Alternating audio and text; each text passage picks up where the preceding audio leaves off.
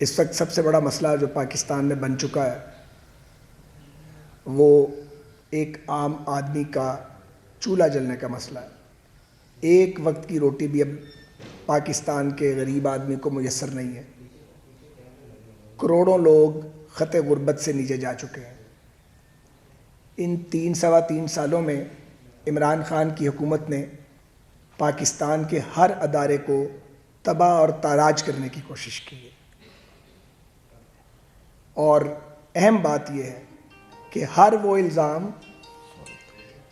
الزام جو بغیر ثبوت کے عمران اور ان کے گروہ نے مسلم لیگ نون پر اور اپوزیشن پر لگایا، بما ثبوتوں کے قدرت ان کے منہ پہ مل رہی ہے۔ لیکن اس سارے کام میں ظاہر ہے ریاست کا اور لوگوں کا بہت نقصان ہوا ہے۔ انہوں نے جو مہنگائی ریلیف پیکج دیا ہے وہ مہنگائی تکلیف پیکج ہے۔ عجیب وزیر اعظم ہے، یعنی آپ صبح تقریر کرتے ہیں کہ میں ریلیف پیکج دے رہا ہوں اور رات کے اندھیرے میں پیٹرول بم گرا دیتے ہیں لوگوں پر۔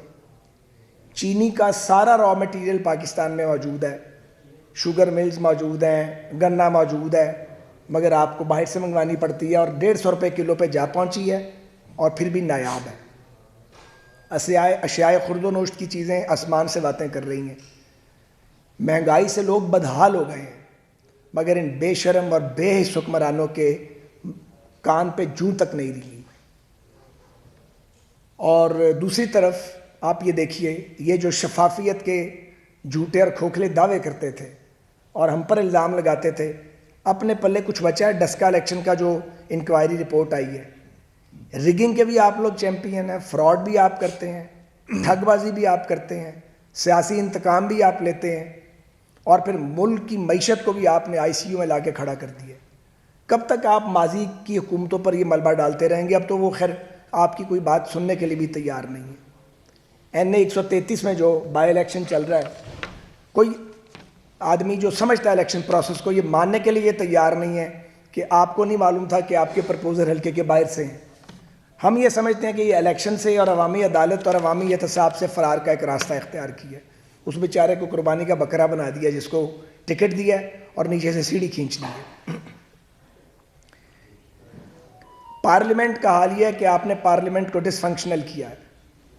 آپ نے ایوان صدر کو آرڈیننس فیکٹری بنا دیا، اور علوی صاحب نے جو حرکتیں کی ہیں ان کی تو امپیچمنٹ ہونی چاہیے، وہ قابل مواخذہ ہیں، اور ہمارے پاس ووٹ ہوں تو ہم بالکل ان کی ہمیں امپیچمنٹ کی طرف جانا چاہیے تھا۔ ہمارے پاس اتنے ووٹ نہیں ہیں، لیکن جو کچھ انہوں نے کیا، جس طرح عدلیہ پر حملے کروائے ہیں حکومت کے احکامات کے تابع، وہ تو ایک انگوٹھا چھاپ صدر بن گئے ہیں۔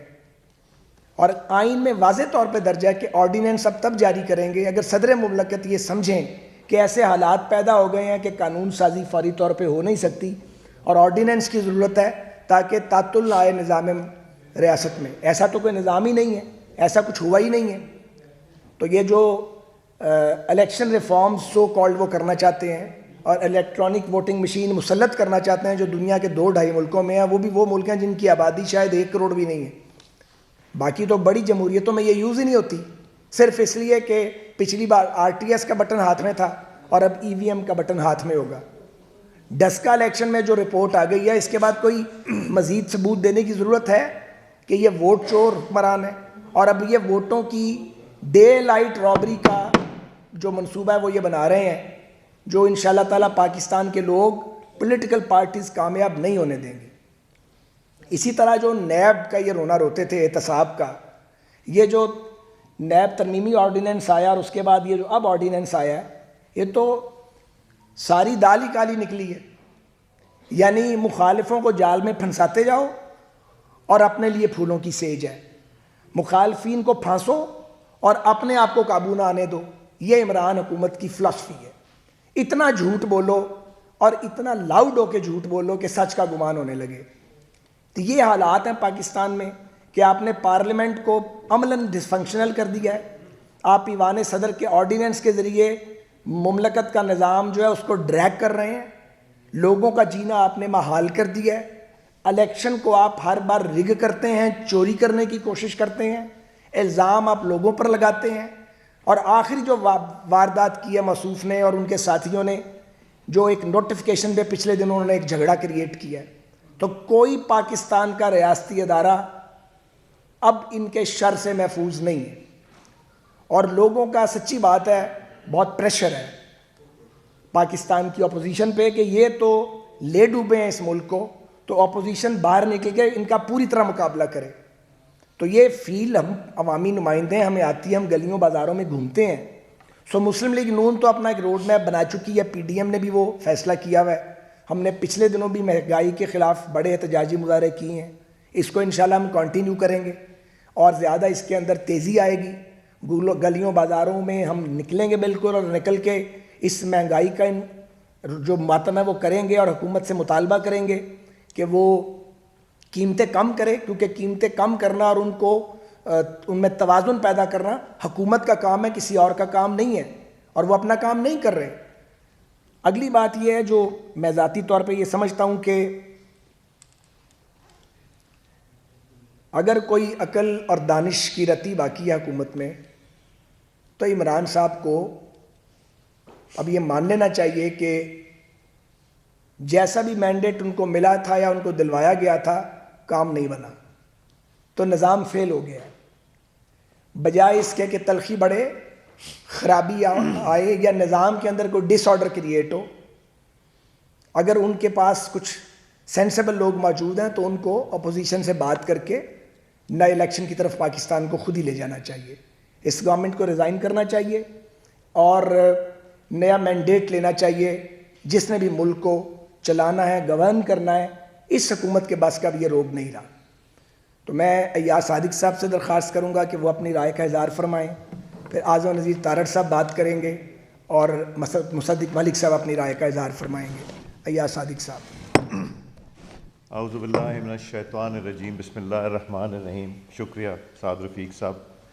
میں جب یہاں پریس کانفرنس پہ آ رہا تھا, آنے سے پہلے میرے دفتر میں جو لڑکے بیٹھے تھے, انہوں نے کہا جی اگر پریس کانفرنس میں جا رہے ہیں تو ایک ہم آپ کو کاغذ بنا کے دینا چاہتے ہیں. یہ سب تنخواہ دار لڑکے ہیں کہ ہم ایک کاغذ بنا کے دینا چاہتے ہیں, وہ ذرا وہاں پڑھ دیجیے گا. تو میں بڑی مختصر طور سے یہ پڑھ دیتا ہوں.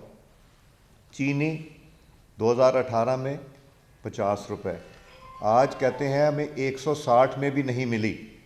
پہلے چینی ایکسپورٹ کر دی, اس کے بعد شارٹیج کریٹ کی, اس کے بعد امپورٹ کر دی. جو ایف آئی اے کی رپورٹ تھی اور جو اس کے اوپر کیس بننے تھے, آج تک فیصلہ نہیں ہوا. 10 کلو آٹا 360 روپے سے 800 روپے, اور بمپر کراپ ہوئی, اور کراپ کہاں گئی یہ نہیں پتا. اسمگل کرا دی, افغانستان بھیج دی, یا کیا کیا, یا زمین کھا گئی, کسی کو نہیں پتا. ویجیٹیبل گھی 1 کلو 148 سے 400 روپے کلو, یہ میرے دفتر والے مجھے بتا رہے ہیں. مرغی 190 سے 300 روپے. 1 لیٹر دودھ 84 سے 130 روپے. 1 کلو باسمتی رائس 75 سے 117 روپے. 92 روپے کے انڈے تھے ایک درجن, 178 ہو گئے. اور آلو 27 روپے سے 72 روپے. ٹماٹر 30 روپے سے 95 روپے.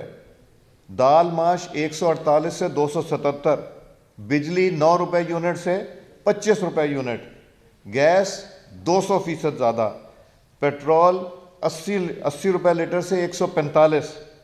ڈیزل 98 سے 192. ادویات 450% زائد. اس کے بعد تو ایک ہی چیز ذہن میں آتی ہے کہ جب مہنگائی ہوتی ہے تو حکمران چور ہوتے ہیں. تو یہ چور کا ایک لیول ہوتا ہے, ایک ڈاکو کا لیول ہوتا ہے, ایک اس سے اوپر جو لیول ہوتا ہے وہ بھی پار کر گئے. اور جو قرضے انہوں نے لیے, جو 10 سال پچھلی 2 حکومتوں نے نہیں لیے, اس سے زیادہ قرضہ انہوں نے لے لیا. اور ان کو مزے کی بات ہے احساس نہیں.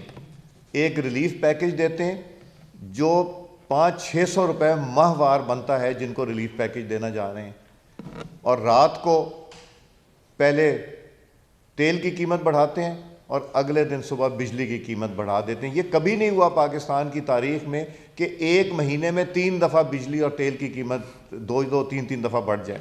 مگر اس سے زیادہ نااہل حکومت میرا خیال ہے پاکستان کی تاریخ میں نہیں دیکھی. میں 2-3 چیزوں پہ چھوٹی چھوٹی چیزوں پہ گفتگو کرنا چاہ رہا ہوں. ایک جو نیشنل اکاؤنٹیبلٹی کا یہ آرڈیننس لے کے آئے, اس آرڈیننس میں وزیر اعظم کو استثنا ہے, وزراء کو پوچھا نہیں جا سکتا, چیف منسٹر کو پوچھا نہیں جا سکتا, یہاں تک کہ جو PDWP CDWP ایکنک ہے ان کو بھی پوچھا نہیں جا سکتا, جبکہ مسلم لیگ نون کے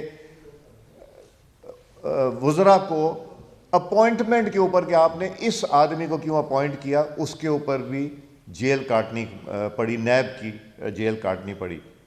تو یہ قانون خان صاحب نے اپنے لیے بنایا, اپنی فیملی کے لیے بنایا, اپنے وزراء کے لیے بنایا, جو کہ ہمیں 1.5 مہینہ پہلے پتہ چل گیا تھا کہ ان میں گھبراہٹ بہت زیادہ ہے اور بوجھ ڈال رہے ہیں پرائم منسٹر پہ کہ جی ہمیں یہ NRO دیں, اور ان کو خود بھی NRO کی ضرورت ہے, چونکہ بے شمار ایسی چیزیں کی ہیں جس میں کہ ان کی اکاؤنٹیبلٹی ہونی چاہیے. سو پچھلوں کو اکاؤنٹیبل ٹھہراؤ اور ہمیں معاف کر دیا جائے ان ایڈوانس. یہ قانون تبدیل بھی ہو سکتا ہے, خان صاحب کو یہ پتہ چلنا چاہیے. جس حد تک وہ لوگوں کے ساتھ گئے, ان کے خلاف انہوں نے اسٹیٹ مشینری کو استعمال کیا.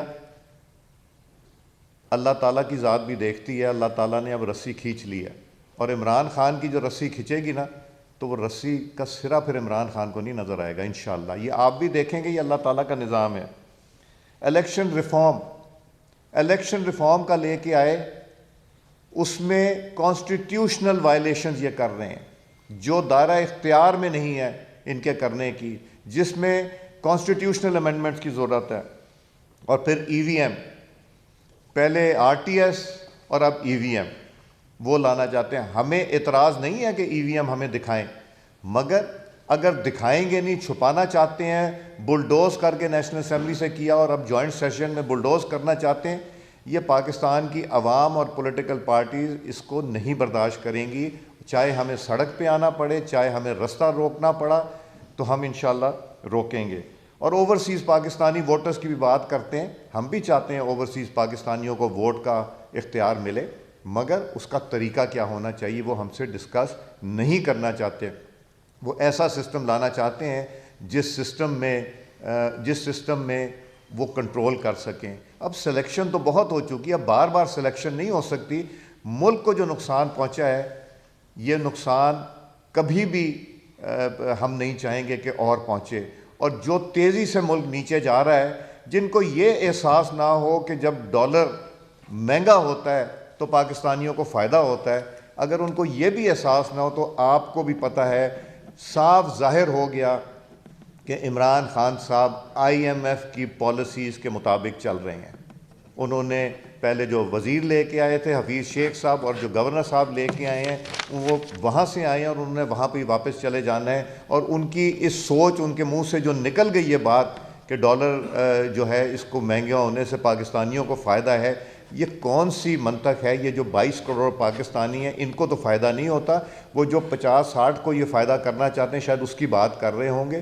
تو ان کے لیے وہ 50-60 لاکھ پاکستانی زیادہ اہم ہے. اور ایک میں اور کہنا چاہوں گا, یہ جو معاہدہ وغیرہ ہوا ہے ابھی TLP کا اور حکومت کا, وہ ایک وزیر وہ تھے, انٹیریئر منسٹر تھے, وہ کوئی گمے ہوئے ہیں, ان کی تو تلاش کیجئے. جو کہتے تھے جلا دوں گا, مار دوں گا, اسمبلی کو آگ لگا دوں گا, وہ وزیر کہاں پہ ہیں؟ ان کے لیے پلیز مہربانی کر کے تلاش گمشدہ کا آپ اعلان میڈیا کے تھرو کر دیں. شکریہ. اعظم نذیر تارڑ صاحب. بسم اللہ الرحمن الرحیم. جی بہت شکریہ. جیسے خواجہ سعد رفیق صاحب اور سردار ایاز صادق صاحب نے جو ہوش ربا مہنگائی ہے اور جس طرح سے پاکستان کے عوام حکومت کی نااہلی کی وجہ سے 2 وقت کی روٹی کو تنگ ہو گئے ہیں, اس پہ بات ہو چکی. میں سمجھوں گا کہ اس موقع کا فائدہ اٹھاتے ہوئے جو 2 ایریاز ہیں اس کے حوالے سے آپ سے ضرور بات کروں, اور تھوڑا سا 2 قوانین جن کو یہ تبدیل کرنے کی بھرپور کوشش کر رہے ہیں اور چور دروازے سے کرنے کی کوشش کی گئی ہے, نیب لاز اور الیکشن لاز. الیکشن لاز کے بارے مختصراً صرف یہ عرض کروں گا کہ خواجہ سعد رفیق صاحب اور سردار ایاز صادق صاحب ان کمیٹیز میں تھے, زیادہ پیچھے کی بات نہیں ہے. 2017 میں پاکستان کی تمام پارلیمانی سیاسی جماعتوں نے جن کی موجودگی پارلیمان میں تھی، چاہے ان کا ایک ایم این اے تھا، وہ شیخ رشید صاحب کی پارٹی ہو یا وہ شیر پاؤ صاحب کی پارٹی ہو، تمام پارٹیز کو انکلوسیو ایک کمیٹی بنائی گئی جس کی 109 میٹنگز ہوئیں، اور یہ صرف پاکستان میں نہیں ہوا، دنیا جہاں